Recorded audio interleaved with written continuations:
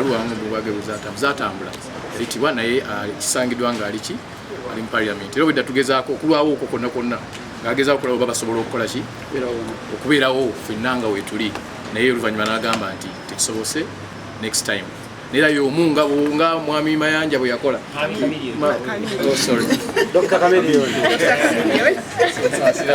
kati nga mwami Kamiliyoni bwe yakola era y'omu kuba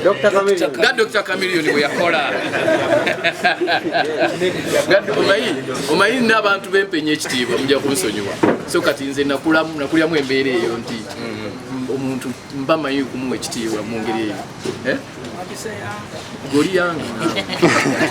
abadde alina okubeerawo naye era y'omu kubasooka okusasula era memba buli kimu ne kaadi ayina na buli kintu akola ki so tuli wano nga baki nga bayimbi tetuliwo nga bannaki biri birala buli omu ayina olukusa kitegedde okukola byakola ki ffe wano mu kuyimba tetugamba muntu nti gwe yagala ekyange gwe yagala ekyono gwekola ekyono gwekola ekyoli buli omu alina right ekola ebibye ebintu ebisinga Katonda yabitegeka tewali muntu agamba nti kino kitegese kijja kuba bwekiti ebintu ebisinga okuba mu bulamu bwange oba mu bulamu bw'omuntu eba nteekateeka ya Katonda saakitegeka nti kijja kuba nga ntunda nga keeke ekya naye kisa kya Katonda era nkimwebaliza okuba nti mu bantu bonna bwe nti bwembadde Bobi Wine Munabyebufuzi nze ndi muyimbi bikwata byanjawulo ate Bobi Wine Munabyebufuzi naye ate muyimbi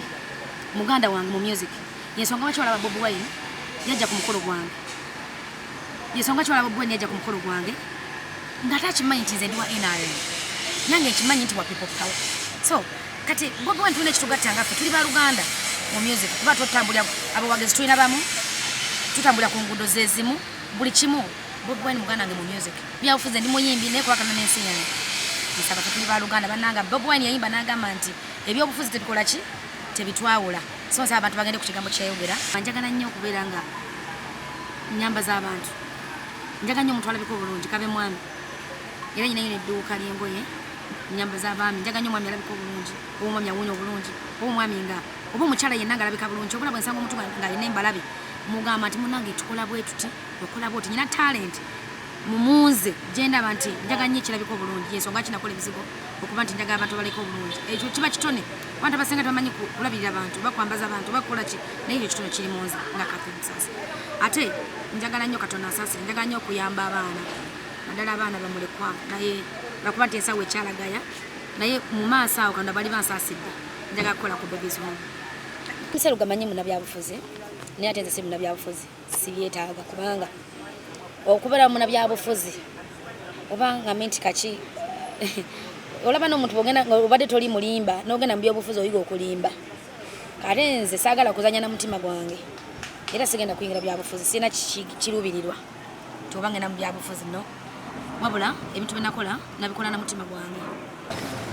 nti ensonga lwaki twakkiriza okujja ku association eno tetwegasse nga bannabyabufuzi no buli muntu yenna buli muyimbi asigaza akalulu ke mu nsawo ye kuba kali secret tuzze ku table lwa music era emu ku baluwa ze nasaba tuweerezebwe nze oba kale abayimbi abeŋŋaanye ennyo politics nabasaba association etuweereza ebbaluwa nga zitwadressinga ng'abayimbi nga zitusaba tusigale nga tudiringa na association ng'abayimbi era wensabidde obukyanaze sebo Mr. President ne President waffe balekerawo okuadressinga Bebe Kulu nga Salim Moses mu adressinge mu meetings za umma nga Bebe Kulu buli lw'omu adressinga nga Salim Moses oba oyise guli omuzimu so bwekiri bwekinaaba newa mukulu Bobi Wine musician Bobi Wine so that we separate our dealings zetuliko bino byo byetuliko wano ku tebo ya lero birikako abaana baffe n'abazuku while biri byakaseera kuseera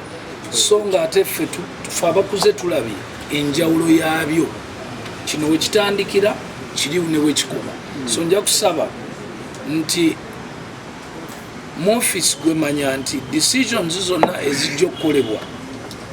munda mu office zitudde wano ku mmeeza era oziraba zisinziira ku music era ensonga zijja kubaza music